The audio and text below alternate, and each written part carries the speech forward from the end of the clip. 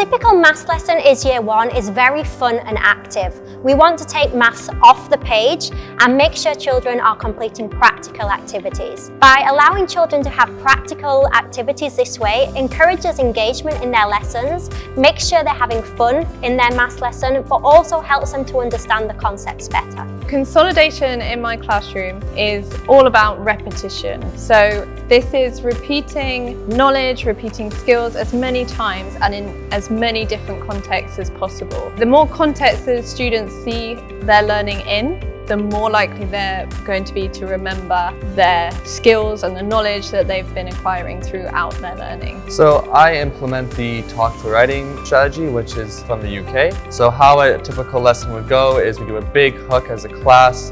This is really designed to get students' interest and engagement levels up. Then we do the imitation phase. This is where we take a model text and we break it down and we draw pictures for each of the words. The students then memorize the pictures and this really helps them internalize the text. Then we go to the innovation phase. This is where the students can change a little bit from the text and they do some short burst writing with this. And then finally we move on to the independent application phase where they do a hot write, and this is where they show their best work. Assessing students' writing can be a relatively easy task, or it can be quite involving as well. There's a tool that I have that looks at the structure of students' writing. It puts them in certain categories, and then it also tells you what the next steps are for the children. There's a structure that happens, and each children usually do fall into a category quite swiftly, and they might show some elements of moving forward into others. That's a great way to assess their writing, not only see where they are at the moment, but where they need to be, and it also shows where they've come from. I like to move around the classroom.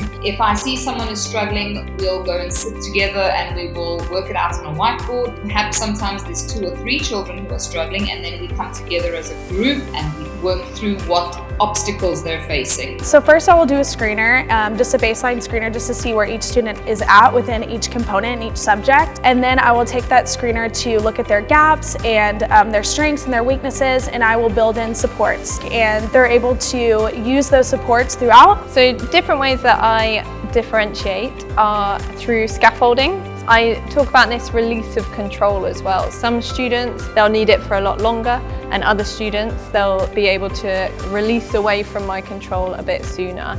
Another way I differentiate is using breakout groups. If I feel like some students need extra support or to cover certain topics again, we'll do that in a breakout group too. And so identifying the gaps is a really positive way of helping our children move forward. When you identify the gaps that children have, it can come through anyway. You can just walk around the playground, hear the children talking, a lot of ways that aren't purely assessment based that we can identify gaps in students' learning. In my classroom, so how I use formative assessment is during my input, I'll have whiteboards for the students, so we'll ask them questions, they can write the answers down on a whiteboard, and that will show me which students understand the concept and which students need more help. So in Year 5, we do not focus on formal assessments such as tests, but rather reaching outcomes and mastering what is expected in the list of our goals. So assessments do take place, like our normal spelling and maths assessments, perhaps once we've ended a certain topic. Through this, I can use the data in order to be able to reteach a certain concept or to see if there are gaps in their learning, and then I can help them and we can master those before we move on to the next topic. Assessment is something that's happening all the time in our classroom. Traditionally, we used to assess children with a sat-down formal exam, but we know children don't always present their knowledge that way. So instead, we assess children in a wide range of ways. One of the best ways for me to assess children's listening and speaking skills is by simply observing them while they play.